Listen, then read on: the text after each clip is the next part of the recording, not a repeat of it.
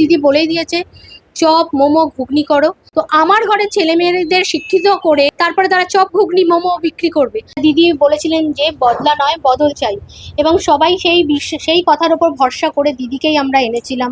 আমরাই তো এনেছি, বাইরের তো কেউ আনিনি। তো সেই বদলা নয় বদল করতে গিয়ে উনি সত্যি সবকিছু বদলে ফেলেছে। স্বাস্থ্য, শিক্ষা, মানে বদল যে এইরকম ধরনের হতে পারে, দুর্নীতির যে এরকম একটা ছবি মানে ধারণার নেই।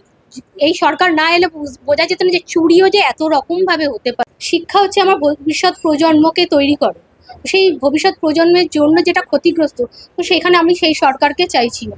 এমন সরকার চাইছি যে সরকার আমাদের শুধু শিক্ষা, স্বাস্থ্য, শাসন ব্যবস্থা নয়, কর্মসংস্থানও দেবে। একটা ইন্ডাস্ট্রিয়াল ওয়েস্ট বেঙ্গল দাবি রাখছি। বাংলা চাকরি আর শিল্প বলতে শিক্ষিত ছেলেদের তো দিদি বলেই দিয়েছে চপ মোমো ঘুগনি করো, প্রচুর পরিমাণে প্রফিট আছে। যদি তাতেও না হয়, বিজনেস টাইপ অফ যেরকম কাশফুলের বালিশ, কচুরি পানা দিয়ে থালা, এ তো দিদিরই তৈরি করা সব বিভিন্ন বিজনেস আইডিয়ার। উনি তো হাঁটতে হাঁটতে বাজেট তৈরি করে, তো ওনার ইন্ডাস্ট্রিয়াল ব্রেন আলাদাই ব্রেন। তো ওইসব তো আমাদের দ্বারা হবে না।